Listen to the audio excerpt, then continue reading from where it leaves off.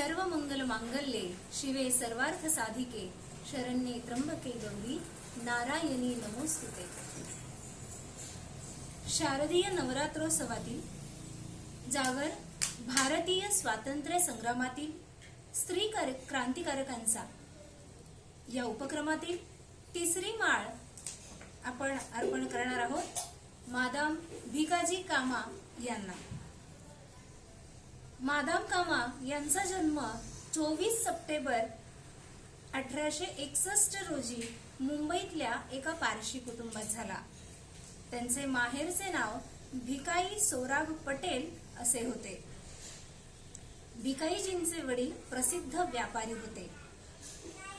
Madame कामा यांचे इंग्रजी माध्यमातून शिक्षण झाल्यामुळे इंग्रजी भाषेवर त्यांचे उत्तम प्रभुत्व होते। रुस्तम के.आर. कामा यांच्याशी पुढे त्यांचा विवाह झाला। रुस्तम कामा हे सामाजिक कार्यकर्ते आणि वकील होते। भारतीय स्वातंत्र्य लढ्यातील प्रमुख महिला नेत्या असलेल्या मादाम कामा यांनी दादाभाई नौरोजी यांच्या सचिव म्हणून काम केले होते। त्यांनी युरोपात युवकांना एकत्र करून भारताला स्वातंत्र्य मिळवण्यासाठी प्रयत्न करण्यास प्रवृत्त केले। त्या युवकांना ब्रिटिश सरकारच्या बातम्या वेळोवेळी देत असत। मादाम कामांनी लंडनमध्ये पुस्तक प्रकाशन सुरू केले।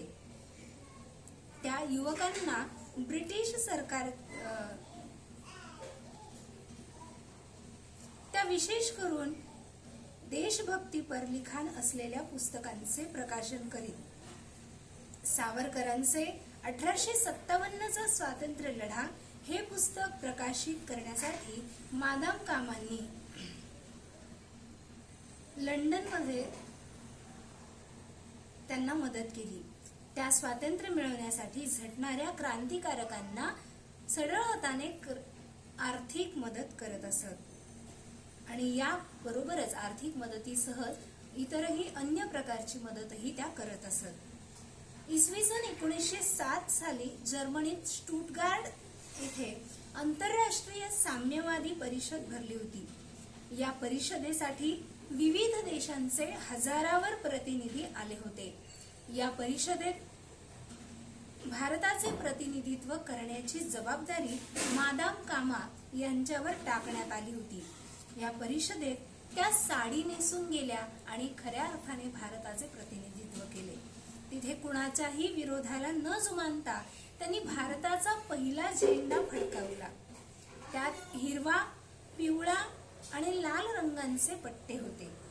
लाल रंग हा शक्तीचे प्रतिनिधित्व करतो, पिवळा विजयाचे, तर हिरवा रंग धीटपणा आणि उत्साहीपणाचे प्रतीक आहे असे त्यांनी सांगितले। झेंड्यावरील 8 कमळाची फुले तत्कालीन भारताच्या 8 राज्यांची प्रतीके होती। वंदे मातरम हे देवनागरी अक्षरांमध्ये झेंड्याच्या मध्यात लिहिलेले होते। झेंड्यावर काढलेले सूर्य आणि चंद्र हे हिंदू मुस्लिम विश्वास दर्शवणारे चिन्ह होते। 22 ऑगस्ट 1907 रोजी स्टुटगार्ट येथील आंतरराष्ट्रीय समाजवादी परिषदेत भारताचा झेंडा सर्वप्रथम फडकावते वेळी मादाम भिकाजी कामा म्हणाल्या होत्या, माझ्या स्वतंत्र भारताचा हा तिरंगा झेंडा मी हातात धरून फडकवीत आहे। स्वातंत्र्य प्रेमी म्हणवणाऱ्या या परिषदेतील सदस्यांना स्वतंत्र हिंदुस्थानचे मानचिन्ह असणारा हा तिरंगा आव्हान देत आहे। आव्हान देत येथे फडकत आहे। या ध्वजाला प्रणाम करा। मादाम कामांनी स्टुटगार्ट येथे झेंडा फडकवल्यानंतर दरम्यानच्या काळात पहिल्या महायुद्धाची ठिणगी पडली आणि मादाम कामा यांना फ्रान्समध्ये स्थानबद्ध करण्यात आले। साधारण इसवी सन 1935 सालापर्यंत त्या तेथेच होत्या। त्यानंतर त्यांना भारतात परतण्याची परवानगी मिळाली आणि वयाच्या 74व्या वर्षी त्या परत मायदेशी परत आल्या। 19 ऑगस्ट 1936 या दिवशी एका पारशी धर्मादाय रुग्णालयात त्यांची प्राणज्योत मालवली. प्रत्यक्ष रणांगणावर न उतरताही इतर क्रांतिकारकांना सर्वार्थाने मदत करणे, युवकांचे संघटन करून त्यांच्या भारतीय स्वातंत्र्याची प्रेरणा निर्माण करणे, आंतरराष्ट्रीय परिषदेत राष्ट्रध्वज फडकावणे, या सर्वांसाठी धैर्य लागते. स्वातंत्र्य प्राप्तीची आंतरिक तळमळ लागते. हे सर्व सुद्धा क्रांतिकारकांचीच लक्षणे आहेत.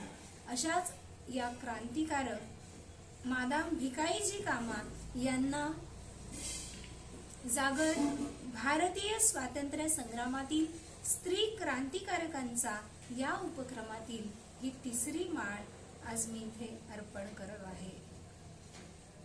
या देवी सर्वभूतेषु लक्ष्मी रूपेण संस्थिता नमस्तस्ये नमस्तस्ये नमस्तस्ये नमो नमः.